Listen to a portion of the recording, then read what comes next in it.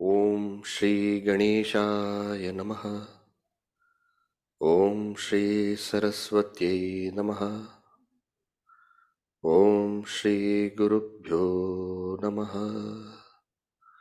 Gurur Brahma Gurur Vishnu Gurur Devo Maheshwaraha Gurureva Param Brahma Tasmai Shri Gurave Namaha. Tasmai Shri Gurave Namaha.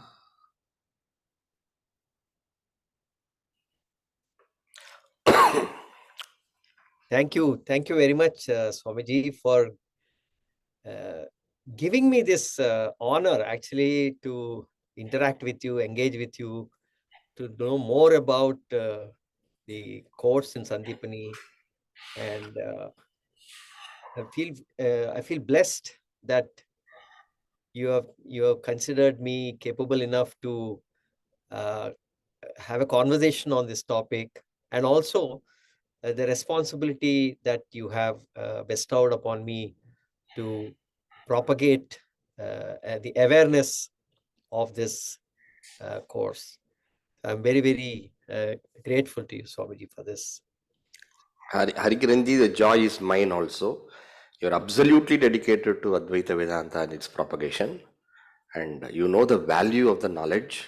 So I think I'm very, very honored to be also conversing with you and sharing my inputs to whatever you think is important for asking. So, and the responsibility that you have taken to share this information, such a unique program, a great vision. So, so please, I'm very delighted to be with you. Thank you so much. Hari Om, Hari Om. I want to start, from the very beginning in terms of how it started. I think in 60s it started. The history, how Swamiji went around the country doing the Gita Gnana Yajnas. I also participated in 70s when I was a 10-year-old boy in Guntur. And then the need that was felt for such a program.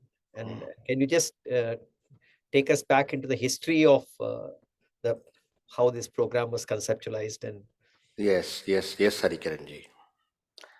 See, Gurudev Swami Chinmayananda, as Balakrishnan, as was his Purvashrama name, was a very intelligent youngster who was raised in an atmosphere of rituals and that kind of thing at his home.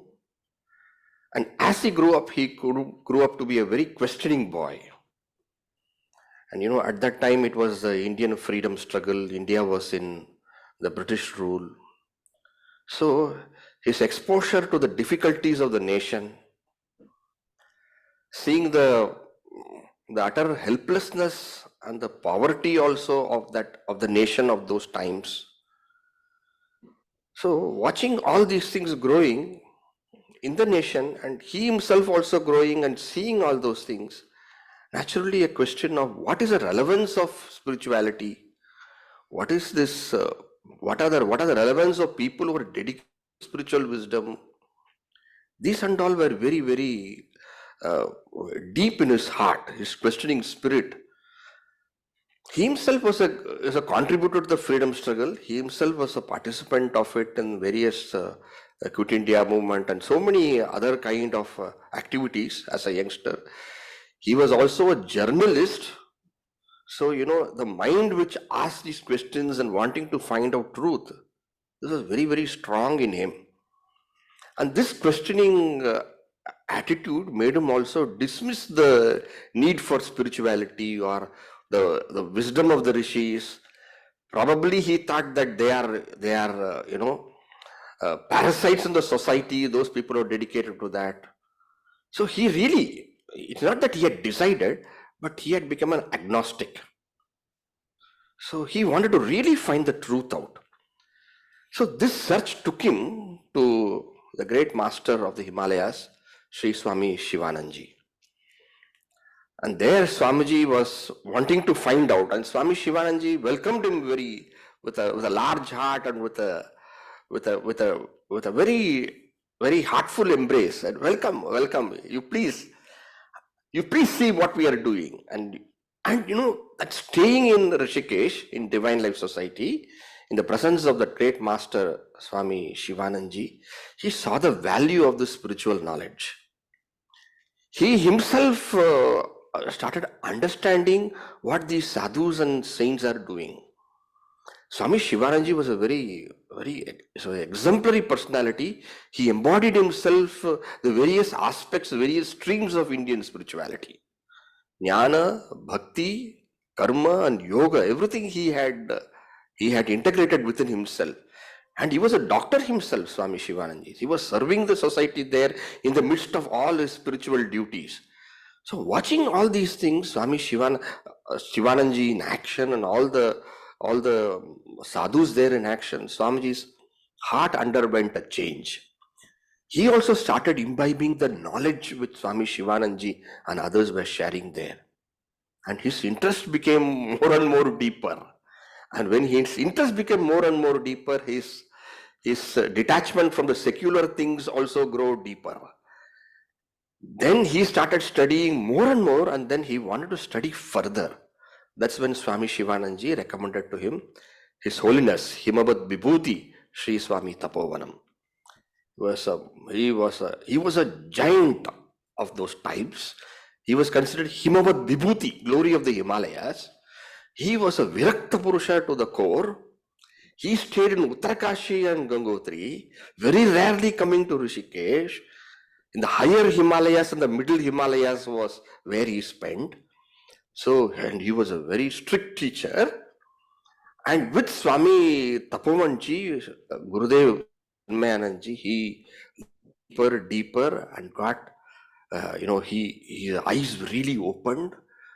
He became absolutely fulfilled. And being fulfilled, he started seeing the beauty of this great knowledge and its importance to the whole world. And he was a person who came from that style of life, of questioning, and then this knowledge answering all these questions, and then seeing the relevance to the society. There is a very famous incident which is recalled by Gurudev Sri Swami Chinmayananda himself. As he was sitting on the banks of the Ganges, he kind of felt that Mother Ganges talking to him. So as the Ganges flows from the Himalayas to the plains, bringing the wealth of its nurture and nourishment to the entire country, benefiting all, one and all, this same way, this knowledge of the rishis originating from the Himalayas, would it not be good if it is shared with one and all, and the whole society, country, and the world benefits from this wisdom of oneness, Advaita? This is the greatest contribution of Indian knowledge systems or our tradition, the great Bharata Varsha, to this entire world. So Swamiji felt that this knowledge being just limited here is a loss to the country and the whole world. So he took permission from Sri Swami Tapovanji and to share. Swami Tapovanji initially said, I am not sure whether people will be interested. But Swamiji had that inspiration and that enormous inspiration, So Swami Tapovanji agreed to it, and then he started his first talk. He understood that we Indians, the Hindus especially, have gone away from their own true Hinduism. Even though externally, going to temples and all those things were still there. But what is this Hinduism? Because Advaita is the core of Hinduism. So his first lecture was, let us be Hindus. He's talking to Hindus only. Let us be Hindus. Meaning, let us understand the wealth of wisdom our rishis have bequeathed to us. What is the point by namesake saying a Hindu when you don't know that wisdom of Vedanta, the Upanishads, the Bhagavad Gita? So he started sharing.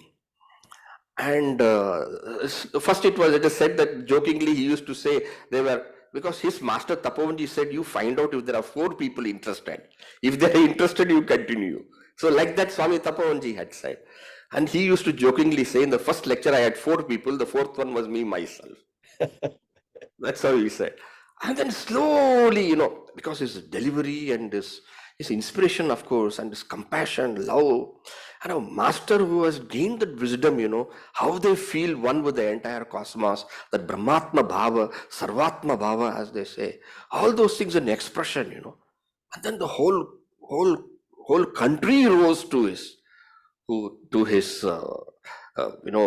wished for sharing the knowledge. Everywhere, slowly it started growing, and the Gita Jnana Yajna is growing.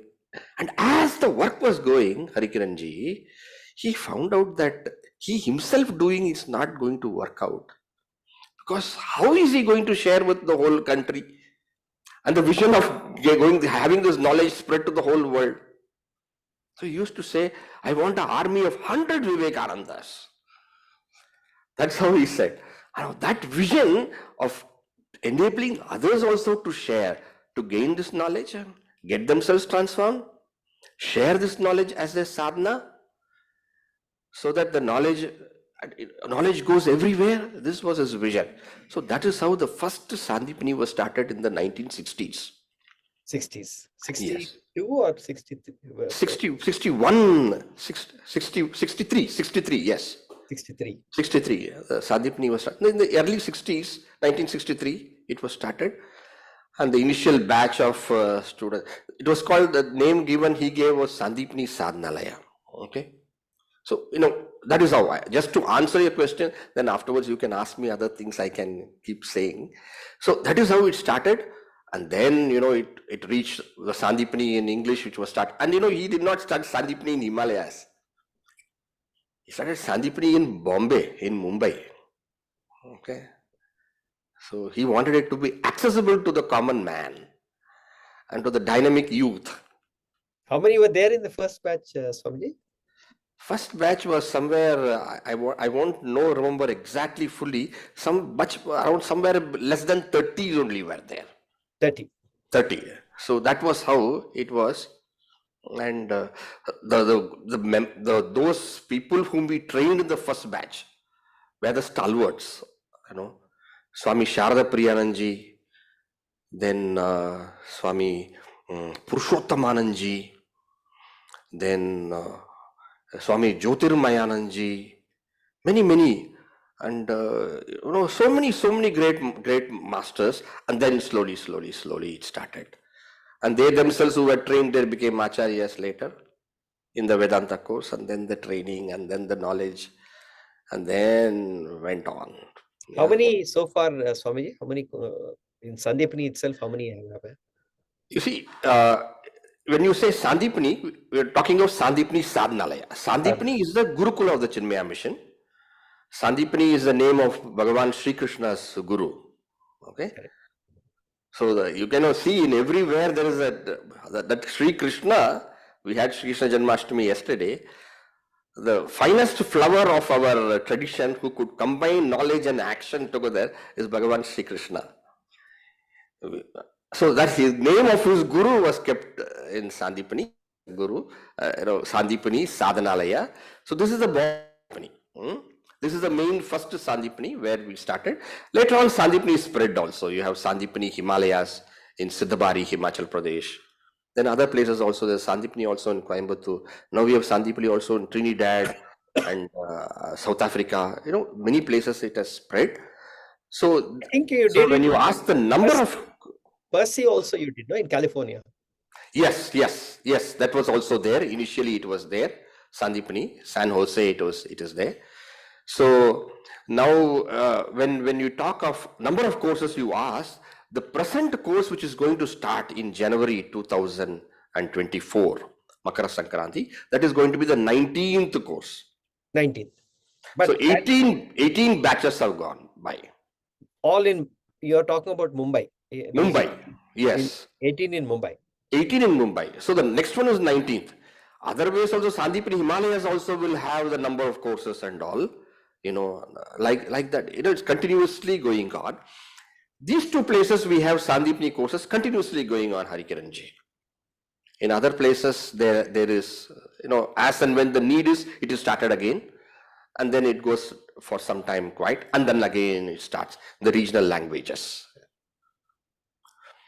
So we would be, is it fair to say there would have been 1,000 graduates from this? I can think, yes, should be 1,000 or little more than that or a little less, but 1,000 I think is a good number to keep it as it should be around that. And then the effect is there, na? Of course, of course. But in terms of the average age now, 2 years back, I felt it was again, in my mind, this conceptualizing such a program is actually, I mean, I keep talking like an entrepreneur, so it's a very disruptive, disruptive in the sense that in a positive way, because conceptualizing a syllabus, conceptualizing a program, that was not done before. Because earlier it was done very informally. The parampara was very informal. Yes. This was probably the first time ever that such a spiritual course was even conceptualized and conducted. Very true, very true. But I felt that 2 years back when you have done the Sadhaka course also, Right. 1 year program. Right. In my mind, I felt even that was also a very innovation and a disruption for people like me who want to take a break and pursue that life and pursue that path. Yes. What has been your experience there, Swamiji, in the Sadhaka course? How do you see these two? Of course, this we know is a particular path of sannyasam and onwards, and that was that people could take a gap year. They could take a gap year in their life, come and study, and then go back to their. Okay, let me explain both these courses. Okay. Yes. Earlier, when we studied, when we studied somewhere in the 1990s and all, the Sandeepany Sadhanalaya, the course used to be called as Brahmachari course. So youngsters who want to take to the life of dedicated spirituality used to come and study and then walk the path. So that was how it is. And it is not necessarily that everyone who comes to that course has the maturity or the understanding about the whole path and what they want to do in future and all, Harikiranji. So youngsters go there. See, typically youngsters who go there with a keen vision to gain the knowledge. And see, either they have that keen desire for gaining that experience of the reality, God, whatever you may say, or they would have a deep interest to study the Shastra, or sometimes it will also manifest in the nature of I have no interest in all these kind of worldly things. I want something higher, deeper, and basic of seva. So these kind of intentions mostly would be there with the youngsters, and once they go through the course, then they can understand for themselves whether this is the path which is really suitable for them. And then towards the end of their course, 2.5 years, 2 years at the end, they kind of come to a conclusion of how, because the Guru is there also to guide and tell on all those things, share, you discuss, you find out, and then when you're inspired, then you take a call. So it is not that everyone who comes to the Sandeepany becomes a monk, or it's not like that. Yes, when they go through that, they get that such an understanding that the ideal way would be them to walk path of dedicated spirituality, a lifetime dedicated spirituality. Do we have some kind of numbers on, like, for example, out of the graduates, how many have stayed the path and how many have, say, for example, how many have actually completed? They could have been dropped. You would say 50-50. I see. 50% of the people dedicate themselves, and 50% of them having gained the knowledge go back to their whatever earlier life. And you see, knowledge is very transformative. Wherever you are, its impact will be there. Now, this is the Sandeepany Sadhanalaya course. Now, slowly we found out that many other people also wanted to join this course. Earlier, when we were all students, the age group, 20 to 32 is the main age group which is doing the Vedanta course. And then we used to have some 2 or 3 or maximum, very, very few people who have been in the mission, who have been serving in study groups, and who have been deeply associated, who themselves have walked the path of this knowledge and studies through the various programs, Bal Vihar, Yuva Kendra, Devi group, study group, and all those things. And then such dedicated people, a few of them would be accepted for this course. But essentially it used to be youngsters. Then as the years went by, we find that more and more people of the other age group want to join. And when this is a very select group, and the training and the rigor and the it's a program where the entire knowledge of the Upanishads, the Bhagavad Gita, Sutra, and so many Prakarana Granthas, everything are taught. So it's a lot of studies, a lot of contemplation, a lot of churning inside, a lot of transformation. All those things are happening, and there's a way in which the knowledge is delivered for them. Now they're the other group of people who have gone to the life, and their aim is to gain this knowledge and walk the path whatever best they can. So that is a very different scenario. And for them, this much of studies, and it was not that much, not required. What they required is the essential of the wisdoms, without they having to memorize the Sanskrit and all those bhashyas going through and all those things. So what we did was, we had again our Guruji Swami Tejomayanji and Swami Swarupananji, the head of the mission, they said that let us have one more program which is specially catering to these people who don't belong to this age group and who don't have this goal in their mind. They have I want the knowledge, I want to practice it, right? That much is their interest. Now here it is different.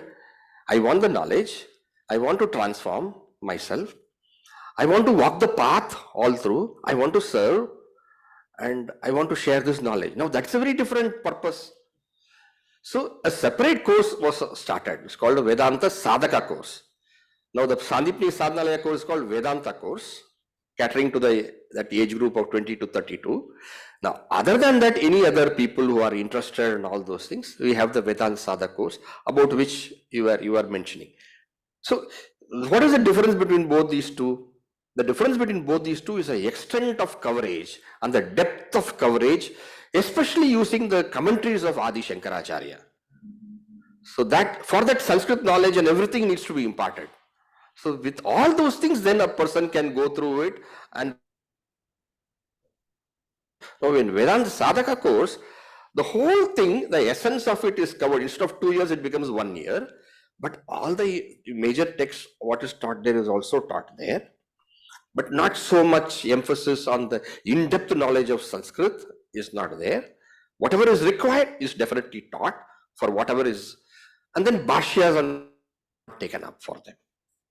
Okay, so this is the difference between both these courses. And there also we have a age group. We say below 65. Of course, we can go up to 68 or something, but after that, even that becomes difficult for them, because classes and all, continuously sitting 3-4 classes in a day, meditation, so many things becomes difficult for that also. Everything, age is important, because in the right age you can do many things. Your experience of the graduates, different kinds of graduates, how do you map them vis-a-vis the different kinds of sannyasas that are there? I mean, they say that there are four types of sannyasas. Yeah. And you map this, primarily they come with a desire to serve. Is that a or they also come with a desire to teach or desire to just reflect? How do you See, there's a variety of. I will speak about a spectrum. Okay, I'll speak about a spectrum. See, there is this deep interest and keenness for gaining the reality. One would use the word God, reality, self, whatever be the terms one may want to use. So that is one deep inclination. Okay, that is one spectrum of things. Then second is that, see, this is God and reality. Now, what is and how does that? Yes, I want God, I want reality, I want to experience the self. What is the means for that? The Shastra is the most perfect. The scriptures, the Upanishads, the Bhagavad Gita, the Brahma Sutra, what they call Prasthanatraya, then the various Prakarana Granthas, Tattva Bodha, Atma Bodha, Viveka Chudamani, so on and so forth. They are the clearest expression and means of knowledge for that. So Shastra is a pramana. So here, then you have another spectrum. I want to study the Shastras deeply, clearly, understand it rightly from a teacher. Properly, I want to do that. So that is also one aspect of the spectrum. Now, another aspect is, I have nothing to do with this world and this gaining wealth and all kinds of things and living a routine life. I'm not interested in that. I want a life which is meaningful. I don't see meaning in selfishness. I would love to serve. So that's also another spectrum. Then there's another spectrum. I want to understand. I don't know what I'm going to do in the future, but let me first study this. Let me do this first, and then it will become clear for me in the future. Now that is another kind of spectrum. Then the other is a highly devoted group, which says, I have surrendered myself to the teacher. I have surrendered myself to the master. Let my master tell me what I want to do, what I should be doing. Now, what is the point in me thinking what I should do when I have said that I'm surrendered to my master and I want to study and I will take the teaching from my teacher. So all the varieties will be there who are applying for the Vedanta course. It's not one, we cannot point out. So probably you can say percentage. There may be 60%, 20%, 30%, like that you can have percentages of it. But somewhere within this you will find the shades of it. Okay, and as they truly speaking, what happens is that once they study, once things become clear, then one has a capacity to take the call what one should do. Okay, so that is where the whole crux is remaining. So it takes its process. So have I answered your question, Harikaranji? Yes. No. Yeah. Because this is important, because what is the motivation? We're trying to figure out what motivates a person to pursue this at that age. Yeah. And that pursuit could be that I'm indifferent to this material world. That's Yes. one. Yeah. The other is I want to understand reality. That's the Yes. other. The other could be that I want to serve, and Yes. and of course we can have different proportions and different Yes. things And I want to study. we want to study. Yes. Study. So that is that, Bhagavan Sri Krishna would say, Artho, Jignasur, Artharthi, Jnani. Like that he would say 4 kinds of devotees. The Jignasu is a person who is suitable who comes for this course. Jnani does not come.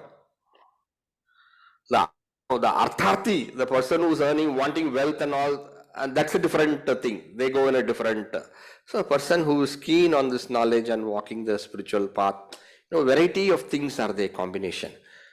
And really speaking, we think of age and all those things, but in our tradition, we don't say that a person is born means he's taking, he's newly coming or anything like that. It's only the past coming forward to the present, which moves to the future, right?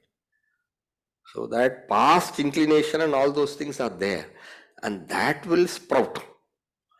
Yes. And those people will start searching for it. You cannot stop it. I always found it fascinating. I was in fact discussing with Sundar also sometime back that Gurudev, for example, very few masters are there who go into the society as much as what Gurudev has done. going everywhere and reaching out to people and explaining.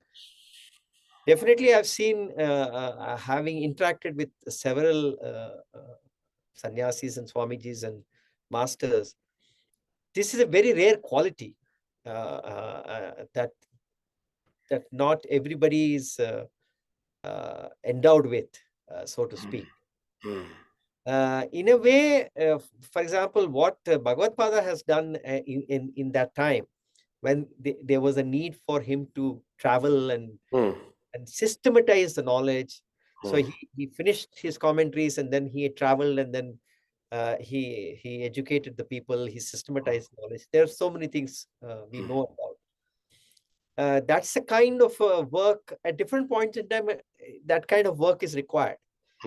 And what Gurudev has done in the 70s and 80s, and in terms of just going into the society and spreading the message, I find that then the percentage of such people, Rishi Sannyasis, so to speak, are very, again, less. You don't find so many coming up. If one would want, because the society definitely needs those kind of transformative, reformative kind of spiritual masters.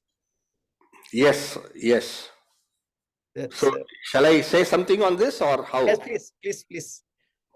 You see, Harikaranji, one is gaining the knowledge. Okay.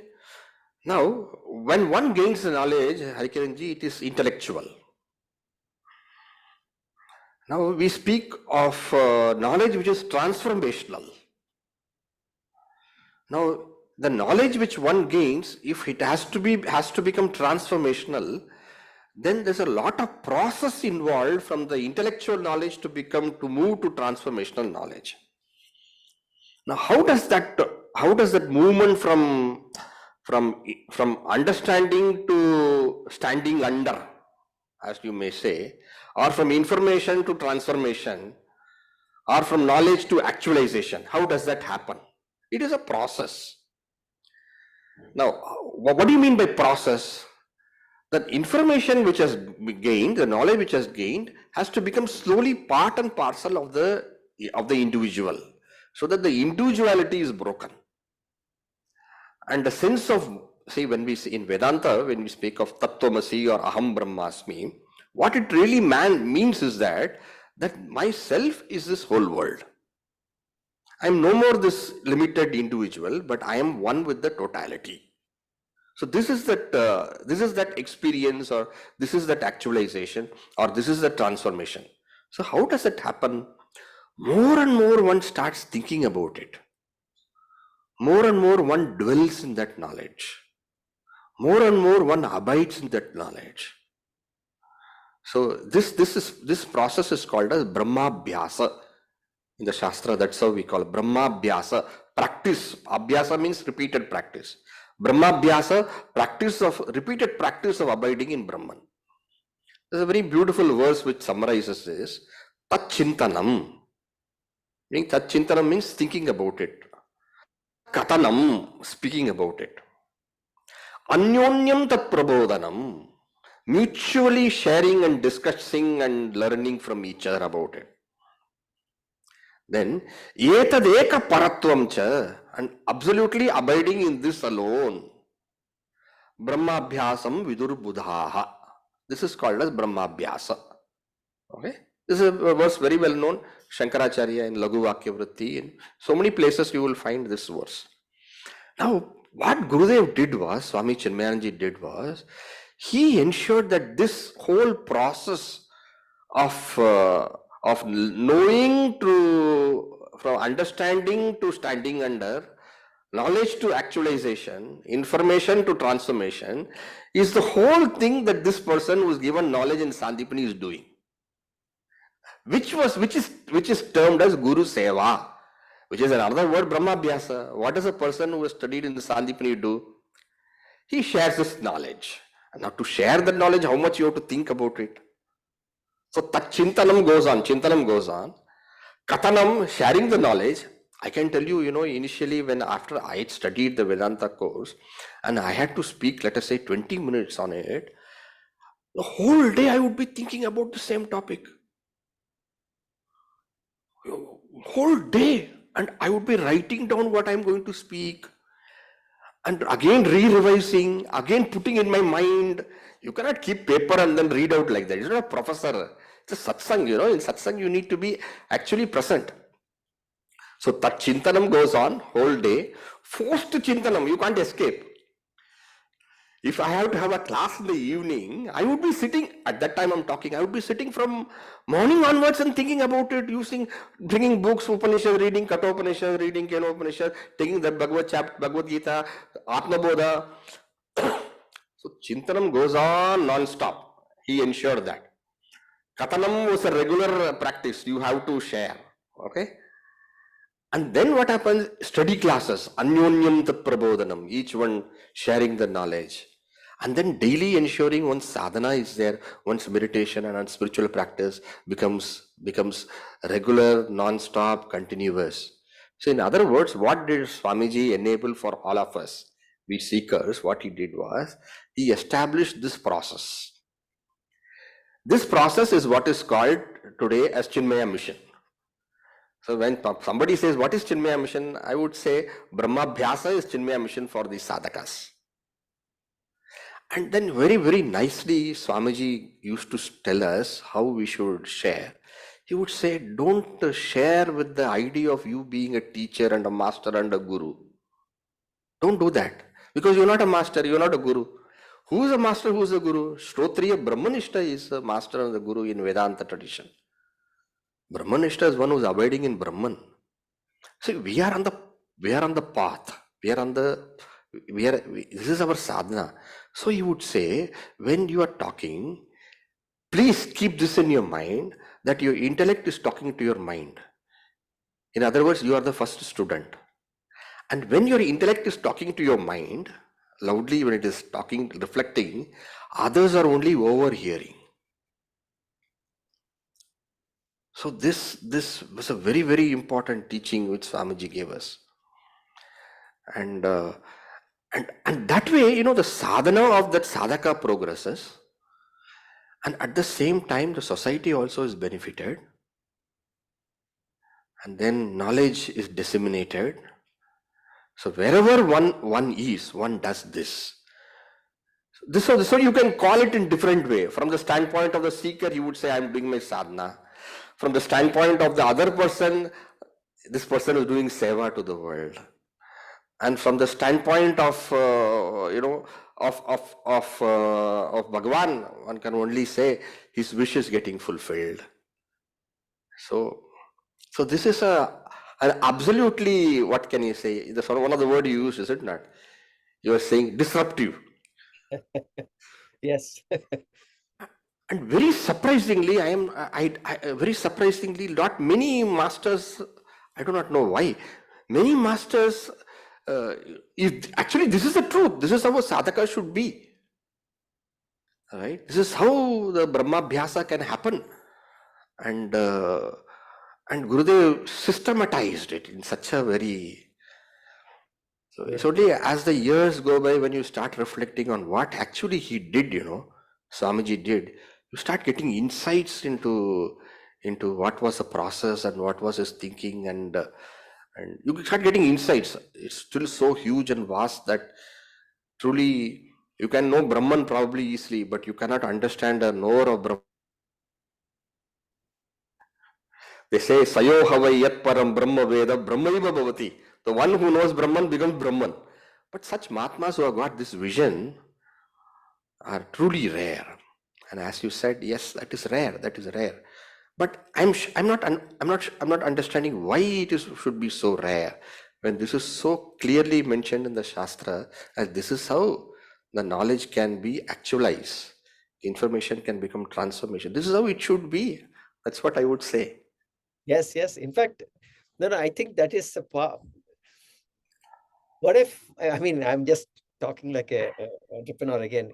Per a million of population, what should be the in its ideal society?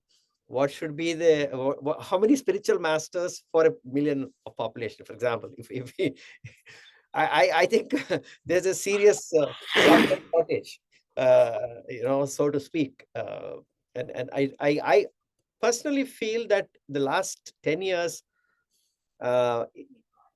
we tend to think only from an Indian perspective, but actually speaking, from a perspective of a Purushartha framework for the entire humanity,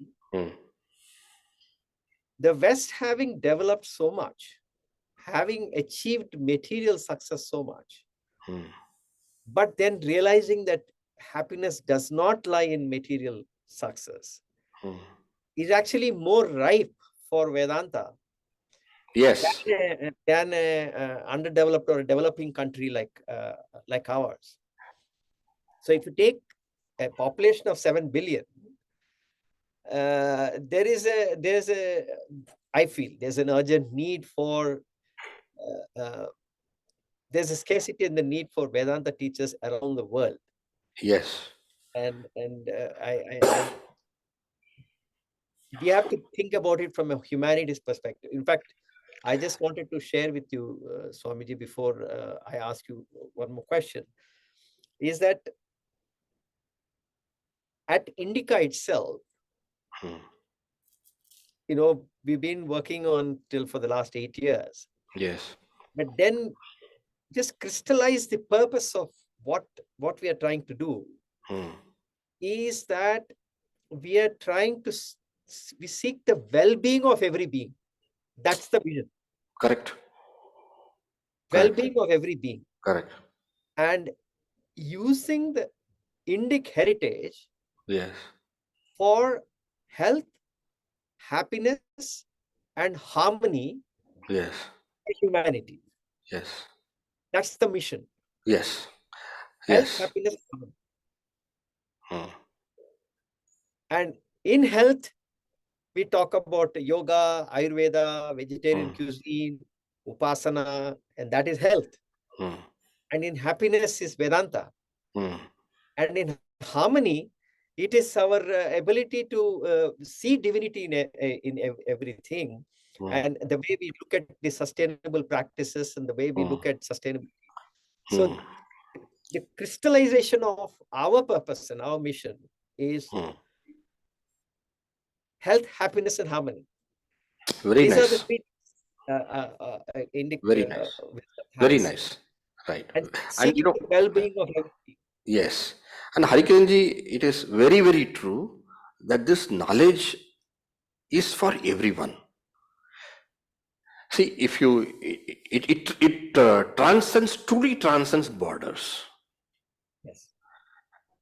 See, why would say? See, for example, even the Indic thought, Indian wisdom, when we say Vasudhaiva Kutumbakam, the whole world is one family, then not this knowledge is required for my whole family?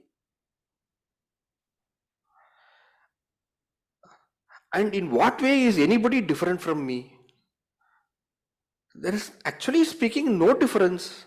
If you take the body, it is also made up of blood, bone, muscle and whatever it is. And if you take the mind also, joy and sorrow, fulfillment and feeling of being unfulfilled, these are all pervasive. And where is harmony not required? So health, happiness, harmony is required for the whole world. And Vedanta, the Indian wisdom, when you say yoga and all of them for the health, and when you say Vedanta is for happiness, and then for harmony, the vision of whatever, we say, really speaking, Vedanta underlies the whole thing.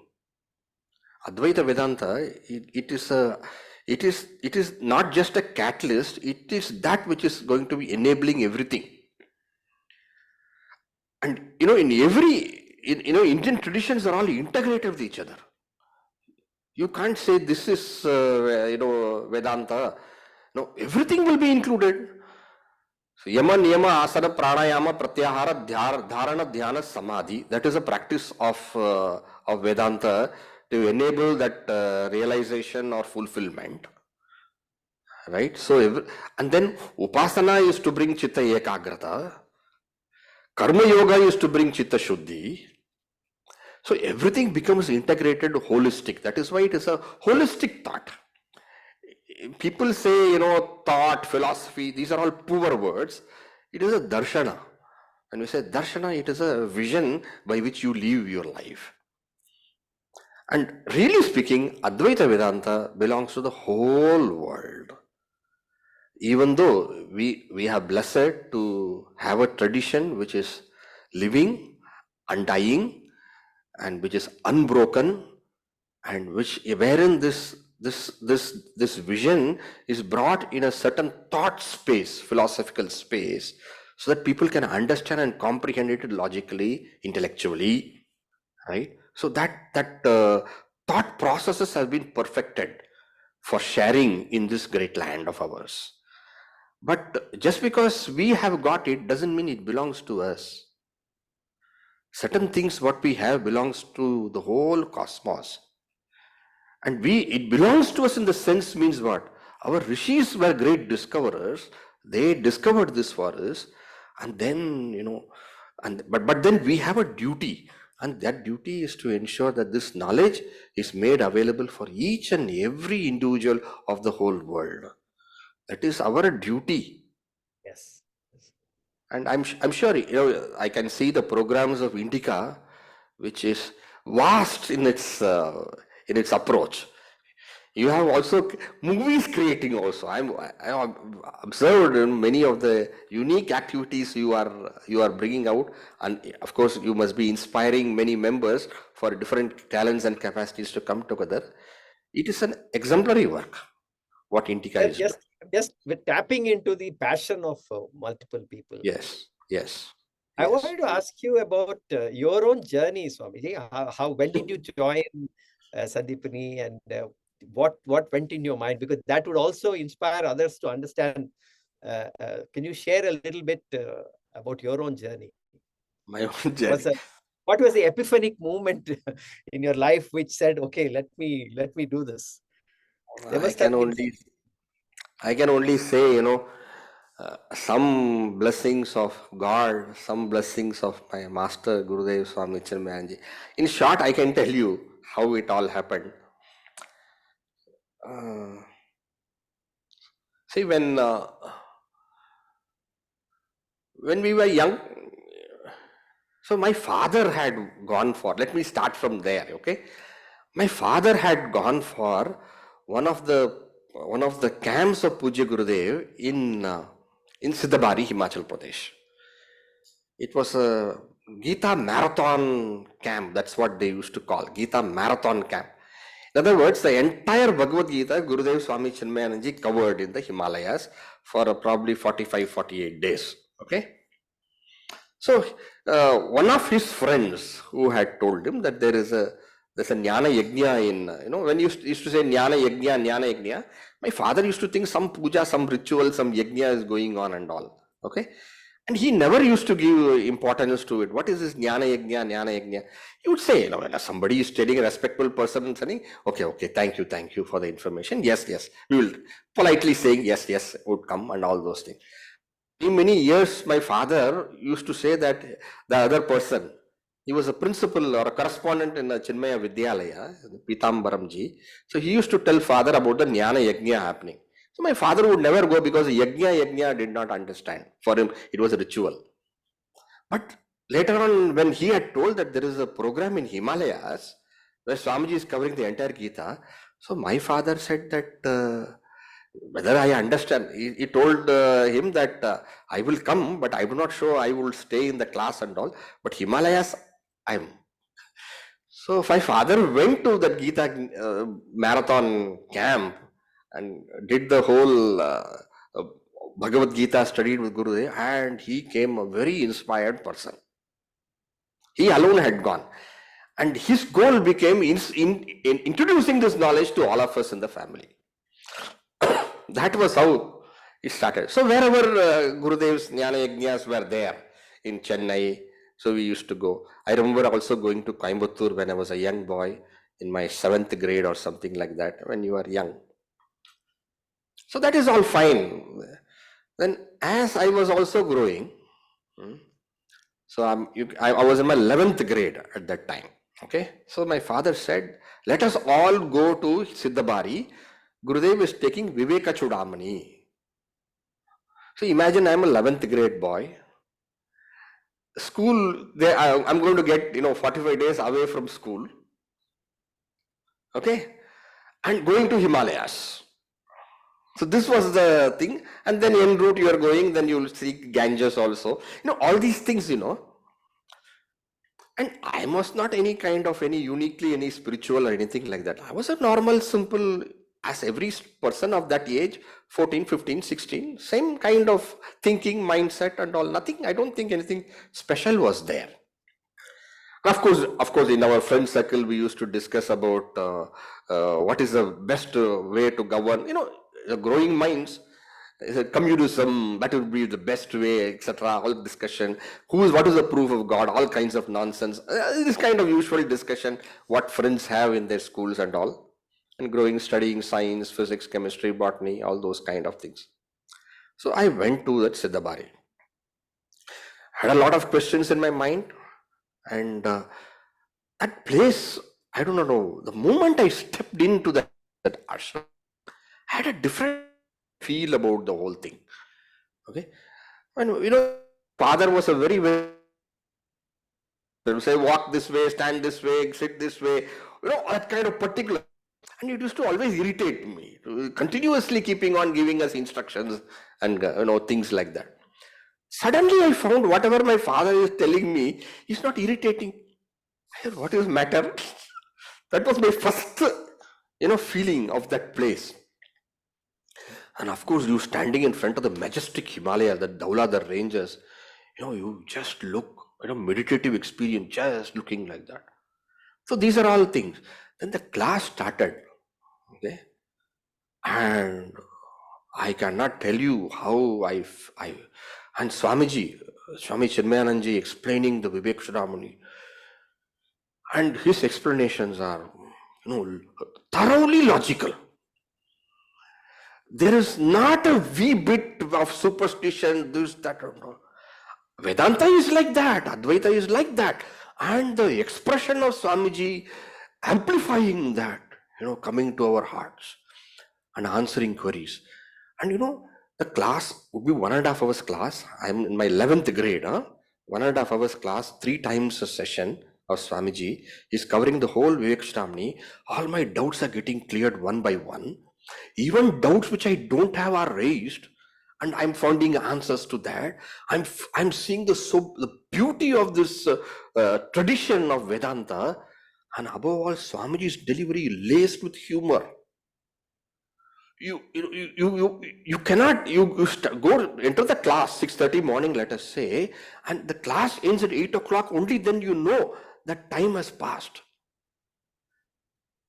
He is an amazing teacher, okay, and especially when one wants to be introduced to Vedanta and all, I don't think there could be a better person to introduce Vedanta to, and as a youngster, and that really, and the whole camp was in such a manner that after the classes there would be group discussion. In the group discussion we would be discussing and all those things. And then various brahmacharis who had done the Vedanta course in Sandeepany, they were there. They were all our, group sevaks or leaders to lead that group discussion. So an international community there from various parts of the world, from US, from Hong Kong, from Philippines, from, so many parts.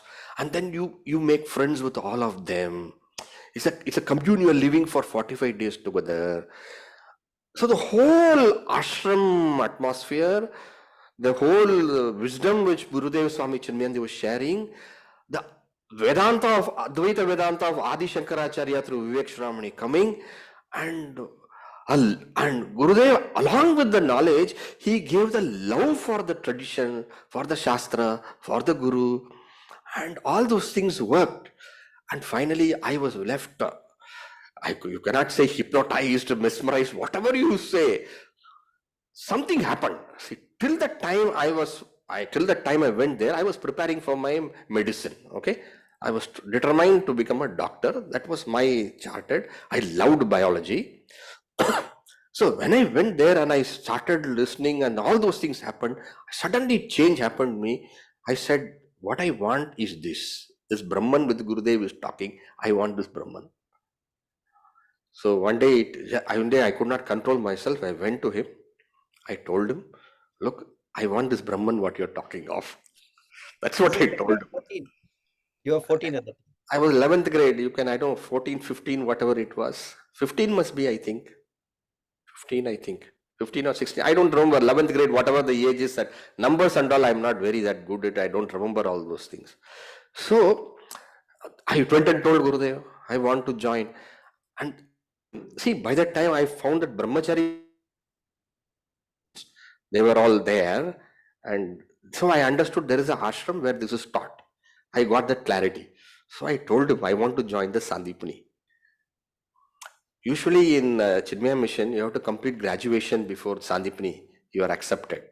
So he looked at me, he said, okay, your English is fine, you can understand, and yes, you can join the Sandeepany.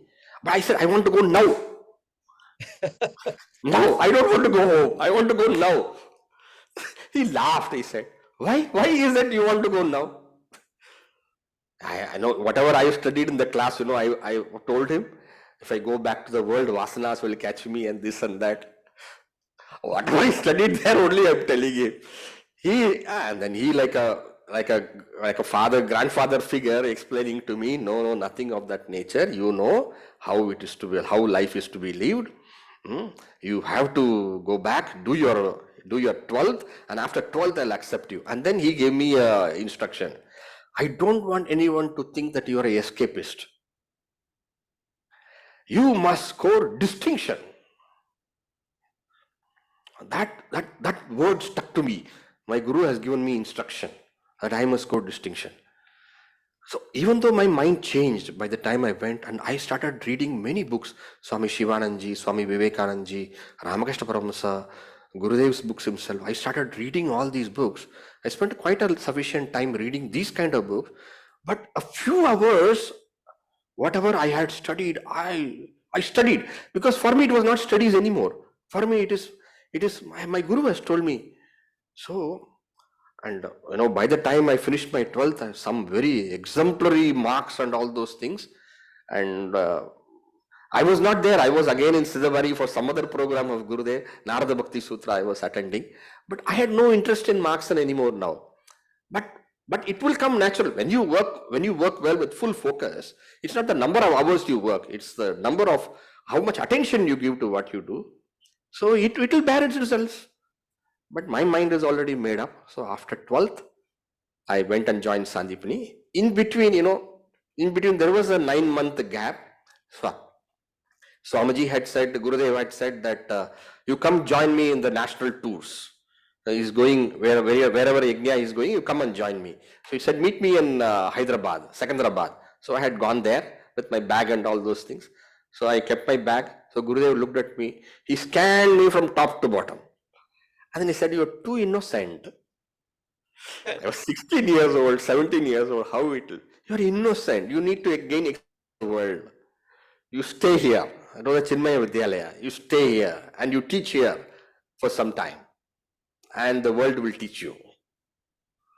So 7 up to 8, 9 months I stayed there in Secunderabad teaching in the Chinmaya Vidyalaya in a very informal way, value education. Which year was this? Which year is this? When did I join my Sandeepany? 1991 I joined, 1990. No, 1991 I joined. This must be in the 1990. Nice. 1990. So that is, so what should I say? I'm very, my parents, my father especially, I'm very, very grateful. And I do not know what is the compassion of Gurudev which made him accept me. So I'm indebted for that. I cannot say in words my gratitude, and then the journey. What else is there? Hmm. My God, it's amazing. I mean, clearly, I don't know, this is at the age of 15 to have that moment of transformation, epiphany. I think what happens. And when a Mahatma's presence is there, it becomes, there's a word, no, catalyst or something like that. Catalytic or something. It becomes catalytic. And it just, I have tremendous fulfillment. I do not know, I cannot imagine life, how it would have been otherwise but for this. There's no words to express the joy and fulfillment of having walked the path. And you are again, your journey has been organizational responsibilities, plus your scholarship, plus teaching. So you have again a very multi-faceted life. It's not just study and service. You're doing quite a few things actually. Guruji, Swami Tejomanji, he has a very beautiful line, which I like it very much. He says, God does not see your ability, God sees your availability. I don't think any ability is there as such, but I just said yes to my Guru always. And with whatever work came, also they blessed me with the capacity. Whether you say they bless me with the capacity or whatever it is, it just happens. We just have to be available for life and to tell us what to do, Yes, we have a aim and a wish. Life tells you and life also molds you. Be available, and for me everything is my seva only to my Guru Harikiranji. I don't differentiate, this is scholarship, this is organizational, this is teaching, this is no, I think they blessed us so much. What is there now? They've given you everything. So whatever you do, as an whatever you outsider, yeah, we as like an to outside. we like to scholarly, we like to, as an academic, can slot into various buckets, and so that's why I'm it's a very fascinating journey. One thing, Harikiranji, I can tell you is that when you start young, it makes a lot of difference. I can just tell you, when I was in the Vedanta course, I was very young, no? 17, 18 or whatever be the age at that time. The capacity to learn and digest is enormous at that age. So it was just like it's like a magnet, attracting iron filings.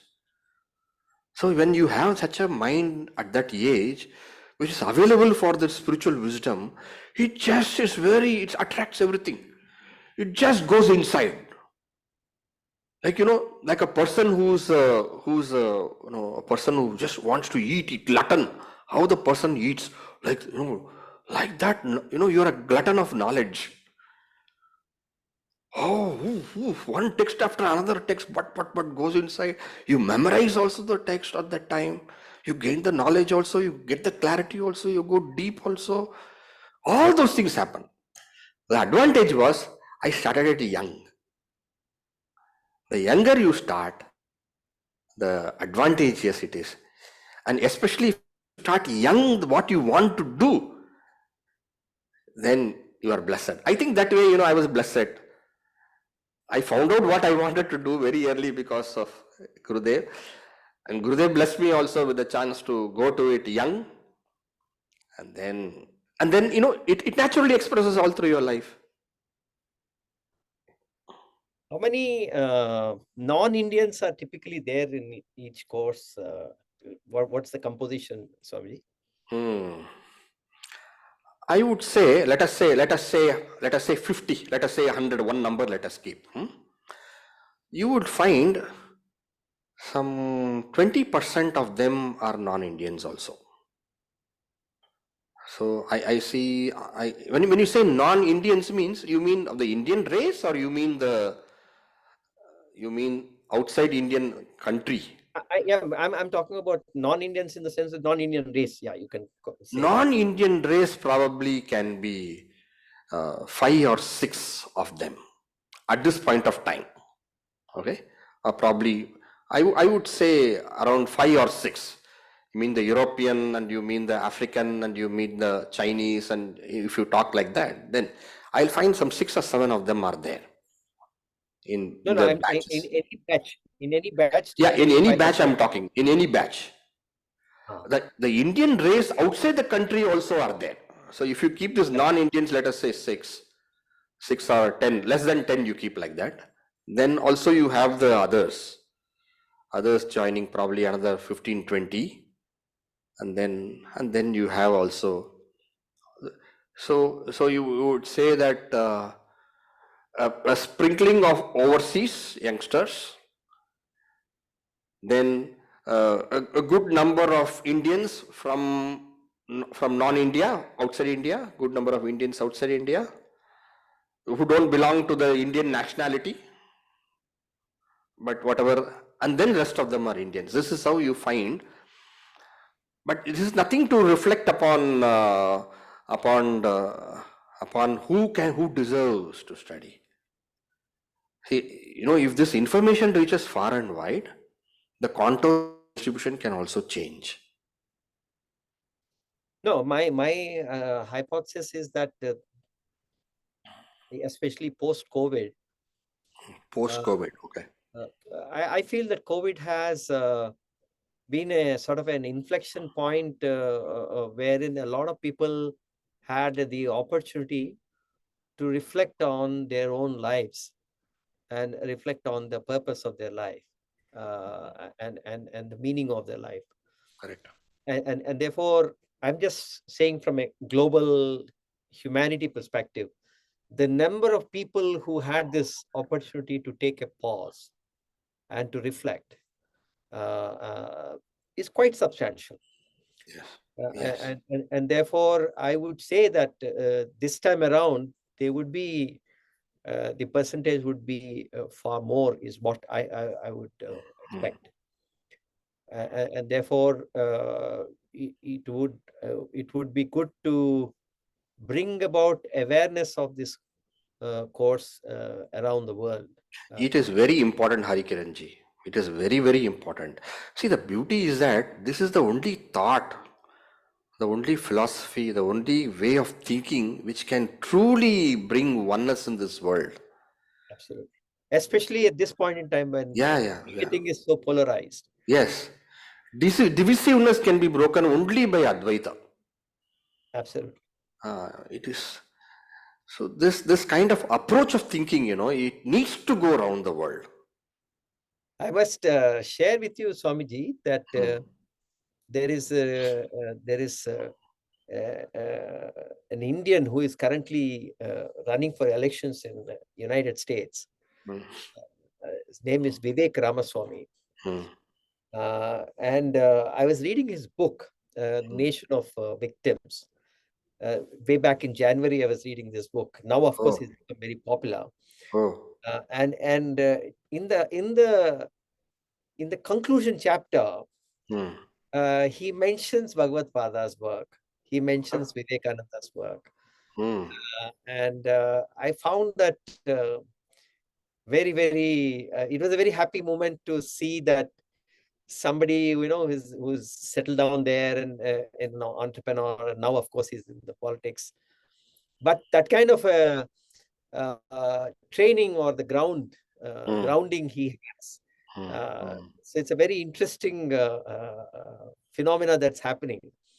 Very good. That around the world, for example, in the United Kingdom, we have the current Prime Minister of Hmm. UK. Hmm. He's a dharmic, Hmm. and you have in politics in the US now, a dharmic person coming. Hmm. It's a very interesting time in our wherein you can see manifestation of Indic thought coming Yes. across. Very Yes. interesting time. Yes. Uh, and I think we are very lucky to be active and Yes, engaged in yes, this, yes, at this yes, point in time. yes. I think everything has to go collectively. And that is what is also bringing also awareness of this Indic thought. India is also growing very, very strongly in various levels, whether it is space technology or whether it is the GDP or whether it is, in every way, there's a movement of India forward. And when everything moves forward, the Indic thought also will start moving forward. It's a package. Everything has to be a package. You can't say India will go in this and not in that. No, everything has to go collectively up high. And Yes, in a way, the Indian diaspora also, what they are doing is enormously wonderful. very true, very true. They're very, very, not just in the field of politics and whatever, even in the field of business, even in, I think Singapore also is having somebody who is of the Indian origin. He's a Singapore, president. Yes, yes, a yes. president, right? So I think I think the Indian mind is embraces differences. That is a beauty of the Indian mind, and that is because of this Advaitic gene the each one has got. Absolutely. That I have no doubt. You're Ah, absolutely. and it is. You see, India was subjugated for millenniums, but I don't think any other country in the nature of India would have survived. India survived that. It was such an onslaught on its very core, but India survived it, a strong core. So India is made for greatness, but the beauty of India's greatness is that it is very sharing of its greatness and glory. It is not a greatness which we have to be frightened of, or any nation would be frightened of, truly, because it's a very non-divisive, it's a very embracing, the philosophy Beautiful. itself is become. But very true, very true. We are in a very, very unique, lovely time where we can really do a good work. Swamiji, your Purvashma name is, what was it? In sannyasa, it is supposed to be dead. Ah, no, but I wanted to, no, and, I wanted to, so if you want to inspire your Purvashma self like that around the world, the 15-year-old boys around the world who are actually ripe for this knowledge, what is the kind of a message you would give? Why should they join this course, and why should they they already have the vasanas, or they already have the proclivity for Hmm. this purpose. Let us assume that they are born in an environment, or they have been born with a with an unmanifested desire for these kind of, Hmm. a proclivity for these kind of things, Hmm. and they are at that cusp of um, inquiry as Hmm. to what is it that they want to be in their lives, and they have read a flyer, and they've come across this course, and they're still not yet fully decided. What is the message you would want to give them? So, to those youngsters, To those youngsters, to to the those, to the to yeah, the to the 15-year-old I, I, father. I wouldn't say 15-year-old. I would say any youngster Yes, who yes. has got that inclination to walk the spiritual path. Because 15 years and all, I think No, it that's of course happens. a rarity. That's a It rarity. happens. It happens. If it happens, it happens. But usually you find a little bit, they have understood the world. At least 20 years or something they have been in the world. They know something of the world. And then they have a inclination also to walk the spiritual path. Yes.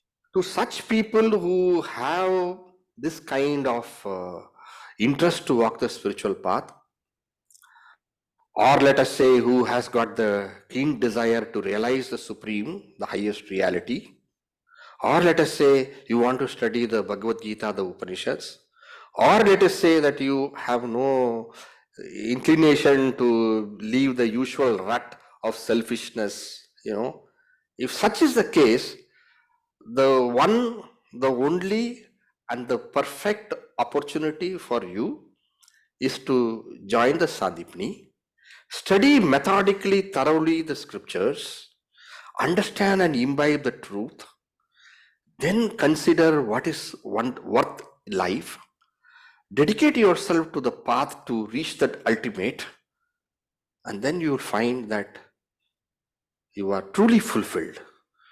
And it's an amazing experience to walk the true path. So be daring. Okay, always they will have a feeling that oh, this is the unknown, the fear of the unknown is always there, but nothing actually works unless we have the daring to do what in our heart we feel is the right thing to do. Okay, just do it, and then see the fulfillment of it. You are not the rare, unique, only one who is doing this. Many masters before you have walked the path. You have a chance to walk the path. It's a blessing that you have the desire to walk the path. Just do it. That's all. Okay. Don't hesitate. Don't hesitate. If you want to do it, you do it, because you're not gaining the finite here. You are gaining the infinite, and there's nothing equal to that. Cultivate purity of mind, cultivate devotion to God, and see the truth within you, because that supreme reality, what you're searching for, is but you. It's not far away. Find it out and discover the infinite potentials in you.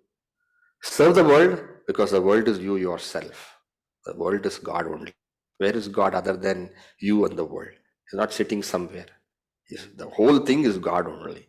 Find out the truth and bask in that Upanishadic light of brilliance and coolness of joy. Yeah, that's what I can say for you. I did it. You will also enjoy it. I can assure you that. Thank you, Swamiji. That was wonderful to have this kind of a conversation with you. I very much want to see this successful. As you know, the land in Hyderabad, I have told you a few years ago that I want to see another Sandeepany there. I've been pestering Sundar and Arundhati about it. I keep talking to them. Someday, I hope that you catch Swami Swarupananji, catch hold of him. Yes. Head of the mission, he will. You speak to Swamiji. Yes. Yes. Someday, I hope. I am personally a very strong believer in this, the need for this, and I think the vision of Gurudev in trying to start this course, and the way it has been structured, I feel that we need more and more of spiritual masters. In order for us to become Vishwaguru, we need to produce gurus. and that is very, very happy, Swami. Thank you so much for this conversation.